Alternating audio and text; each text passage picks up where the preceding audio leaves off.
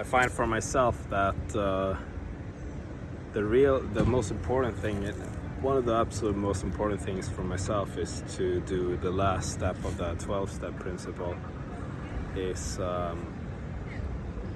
to pass on the things that help me. I mean, I love the 12-step principle. It's basically, the first one is that you have to admit that you're an addict or you have a problem, right? So that is, that's actually the power, I think, in a person. If someone can admit they have a problem, they can transcend the problem in a way.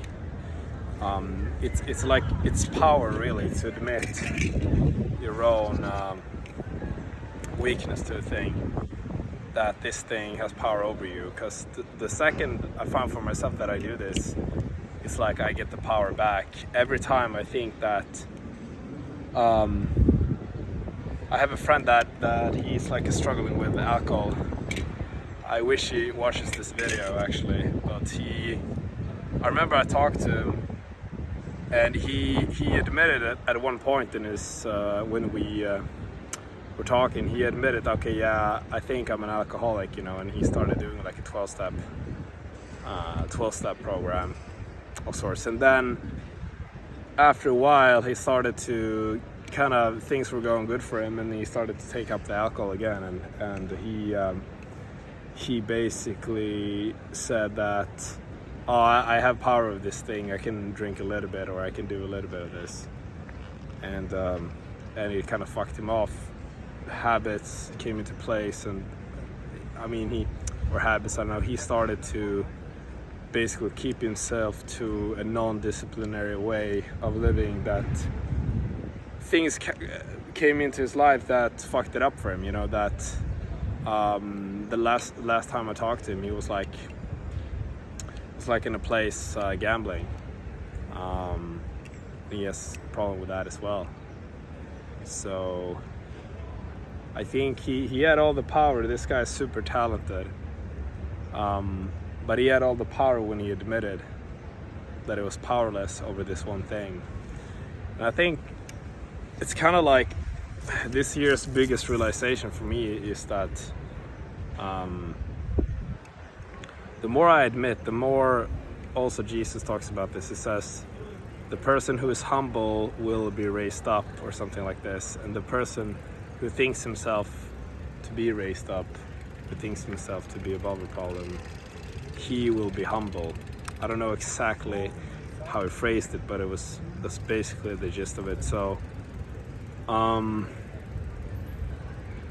yeah, every time I basically keep myself to the first step in the 12 steps, which is like to admit that there are things in my life that that if I bring into my life, if I go off a path that is not based on routines of discipline, I will fuck up.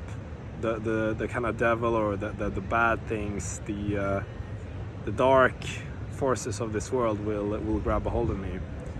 And the second thing is the last step, that if I keep myself humble, if I keep myself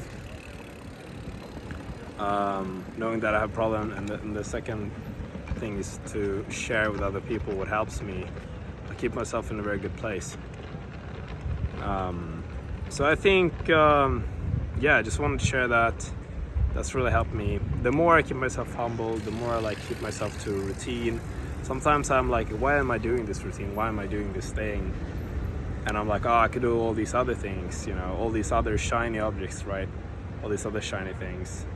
It's like, if I stray off the path, if I leave this maybe boring routine that I have, or this discipline, and I stray off and I try a bunch of other stuff, number one, like I probably won't get any progress in the one thing that I've set my mind to. The second thing, I'm gonna run into a bunch of other problems. So that's what helped me. I mean, and I hope this helps you guys a lot.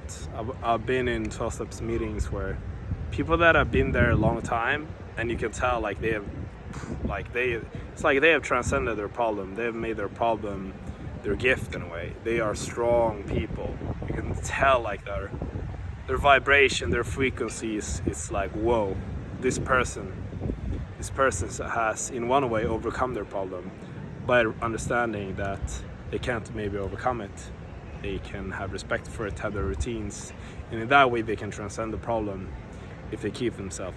Yeah, I'm beating a dead horse right now, but I hope this helps you guys. Love you as always. Comment if you have any questions. I'm here to help you. Peace.